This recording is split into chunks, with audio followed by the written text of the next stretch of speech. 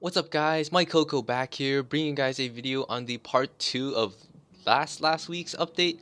It's the huge update that hit us, I think, 2 or 3 weeks ago, and it brought a lot of changes. Part 1 was with the combat changes, and for part 2 I'm just going to focus on the non-combat changes. Most of them are like smaller changes. So the first thing I want to talk about is the hero system. So as you guys know, all the tickets were changed into these hero gold tickets, silver tickets. There are no more platinum tickets or diamond ticket or season tickets in general. They're either silver, gold, or that's pretty much it. I think there's only those two categories, and normal, of course. So your usual Legion of Heroes ticket, I think season 1 has become your normal ticket. Your old gold tickets became hero gold ticket. And silver ticket is essentially just regular tickets that are not descentable, while gold tickets contain heroes that can be descented. And because of last patch, a lot of the regular, what we call rank 6 heroes, were upgraded to legendary. So that aside, I do want to talk about the other tickets. Like for example, Book of Commander. This is fairly useless for most end game players because they already have their main character maxed. So, and along with that, you have like Book of Heroes and level 70 Book of Heroes. All these can actually be extracted for essence, which is the first change that was non-combat in that patch. You can look here that you can select Book of Heroes to actually extract essence from. I'm gonna unequip these, and you can actually extract essence from Book of Heroes. So this is actually much more worthwhile for end game players because to get from 0 to level 50, which is the equivalent of one Book of Heroes, is literally like less than one tower run. So there's no point in using these heroes. It's actually better to use these for extraction. So just keep that in mind. You can also extract tickets, which is a lot better because rather than selecting heroes by 10s here, you can actually extract the tickets by 30s, which is, or is it, no, 50s I believe. You can actually select it by 50s. So it's really interesting. I think it's 50, unless there's no limit. I think I read somewhere that it said it was 50, but I'm not sure about that. Don't quote me on that. But that's the general idea. I have heard things like you can hire doppelgangers from these tickets. So just do go ahead and play around with them and open a few of them to see if that is possible. I haven't actually opened any of these, as you can tell. But if I do come across it, I will let you guys know. But if nothing changed in the contents of these tickets, it's probably best if you just extract tickets versus hiring the hero and then extracting them, because it's just much faster. So that aside, we also have what else? It's been like 2 weeks and I forgot a lot of things in this update. I know a new patch literally just hit us yesterday, and I will be covering that soon after this video comes out. They did introduce a sweep functionality, and that is the second change that I want to talk about. So the sweep functionality essentially allows you to perform a repeat battle, except it won't display the entire battle. It will literally take you to the end screen of every battle. That's what you can think of it as. So you get these sweeps according to your VIP level. It doesn't say how many VIP or like how many sweep tickets you get at a specific VIP level. I don't believe they specified it yet.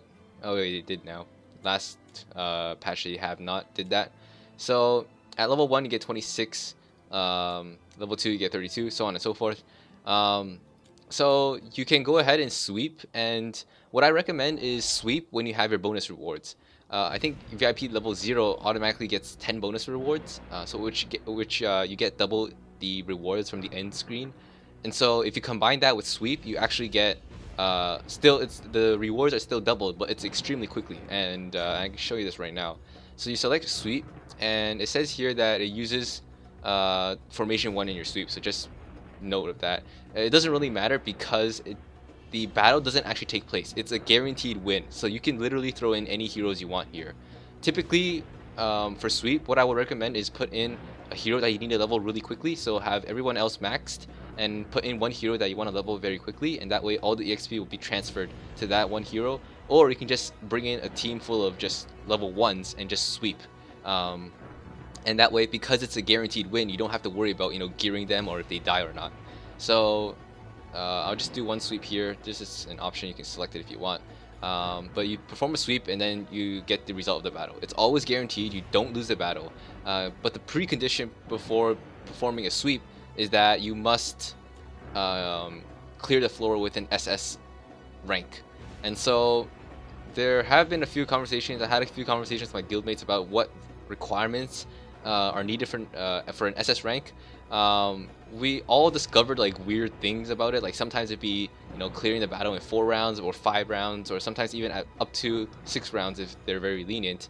But generally speaking, you want an SS rank and then you're able to sweep. So what I would recommend actually is, as soon as you go into the tower that you want to sweep, if you haven't SS'd it, what I would recommend is bring in your strongest assist heroes from your friends. Like get your friends to give you the strongest assist, manual that floor, get an SS, and then once you get an SS, you're able to sweep that floor continuously. That's what I did to get the Radiant Spear, because at that point 92 was very difficult. So what I did was I used my friends' assist heroes. That helped me get to 92 on SS, or SS on floor 92, and what I did was I swept from there until I got a Radiant Spear. So that's what I would recommend sweeping for.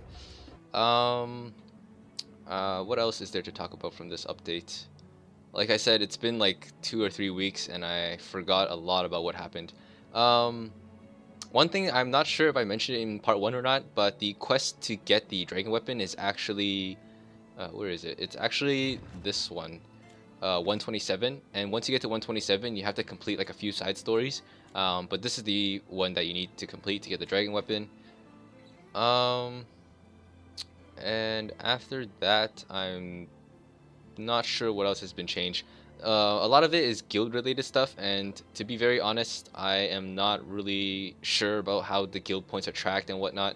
That's mostly like what my guild leader does, so I'm not too familiar with that, and it's best if you ask someone in your guild or the guild or your guild leader.